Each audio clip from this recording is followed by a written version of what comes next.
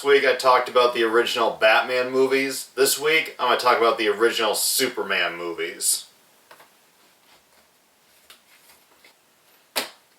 The original Superman movie starring Christopher Reeve, Margot Kidder, and Gene Hackman. And also featuring a post-deliverance Ned Beatty, Valerie Perrine, possibly the worst fucking actress I have ever seen in my whole life, and who some consider to be the greatest actor who ever lived, Marlon Brando. And as Superman, Christopher Reeve did a brilliant job, even in the latter sequels.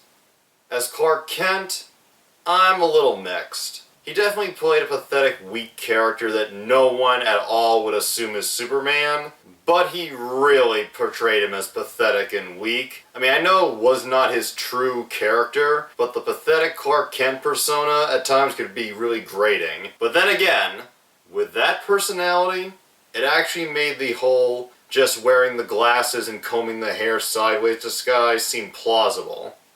Gene Hackman as Lex Luthor. I'm a little mixed on Lex Luthor. On the one hand, he's a pretty good villain, and he comes up with pretty great, insane plots that are good for a superhero movie. But at the same time, Lex Luthor, at least in the original movies, he's kind of pathetic when you think about it. He comes up with these great plans, but his ego gets in the way that he always fails. Now, I'm thinking that might be part of the character in general, but it's a little frustrating to watch. And at one point he says to his hench people, "Why does the greatest criminal mind of the 20th century surround himself with incompetent morons," I think he said. Yeah, they're poking fun at just how ridiculous the setup is. And I get it, that's the setup and that's the character. But at the same time, it's hard to take him seriously as a threatening presence. And Gene Hackman can be threatening, but the way they handled the character in the Christopher Reeve movies, I had a hard time taking him seriously. Gene Hackman's good, but the character I thought was not well written at times. Margot Kidder as Lois Lane. I went on about how much I hated Kim Basinger's Vicky Vale. Margot Kidder's Lois Lane, wow. She is the ultimate damsel in distress. She is completely fucking useless. Lois Lane in the Christopher Reeve Superman movies does not do a goddamn motherfucking ass-raping thing. And just like Vicky Vale from Batman, they build her up in her first few scenes to be, I guess, strong and having the willpower and the intelligence to do stuff. But in the scenes where she's actually in danger, you know how this goes. I don't even have to spell it out. She is useless. She does nothing. She just screams. She just loses every bit of strength we saw earlier. And not all damsels in distress can be bad characters, but it's when you build them up like they're gonna be a strong character and do some stuff, and then they just don't do fucking shit.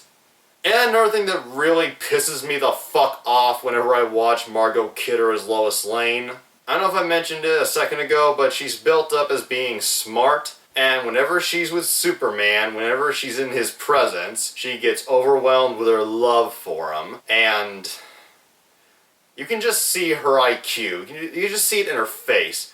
She gets the lovey eyes, and she's just all frazzled and awkward. You can just see her intelligence going down, down, down. It's just painful to watch.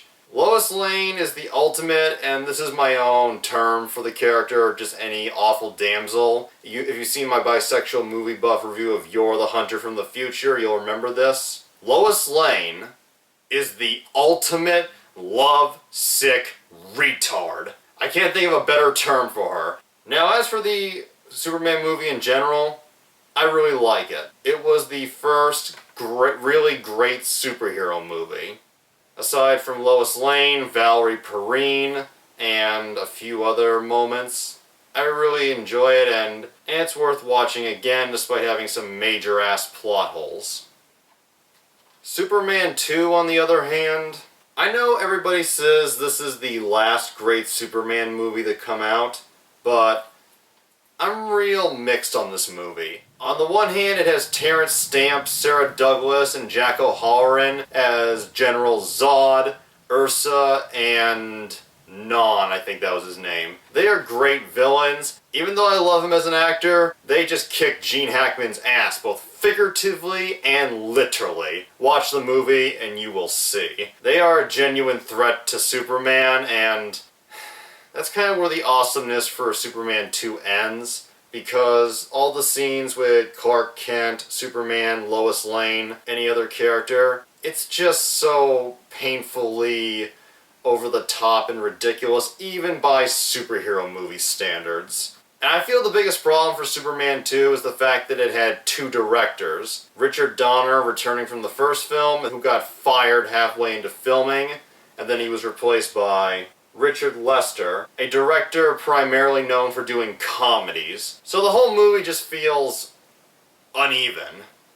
In the end, I'd have to say that Superman 2 is a 5 out of 10 type movie. There are a few great scenes, but not enough to save it. It's not nearly as bad as The Dark Knight, but still, it just barely hangs in there. Superman 3. Now, people are gonna think I'm crazy for saying this, but I actually like Superman 3. Yes, it is not really that good of a movie. It has a lot of really fucking stupid moments, some just straight up retarded. But at the same time, unlike Superman 2, Superman 3 feels a bit more focused. And it's pretty obvious this movie is more emphasis on comedy than it does on the serious stuff or the action. And the comedy at times really does work. And I know a lot of people really hate him in this movie, but I did enjoy Richard Pryor in Superman 3. Yes, it seems really out of place. I think he could do great comedy, but he was often pretty bad in the movies he was in. And Superman 3, he has this usual overexcited black man, pretty annoying comic relief type character, but I feel maybe it was the direction, or maybe he was just having a good day, but I feel it worked. And Margot Kidder, due to disagreements with the producers, is only in it for 5 fucking minutes. That alone gives it a few extra points. Superman 4, The Quest for Peace.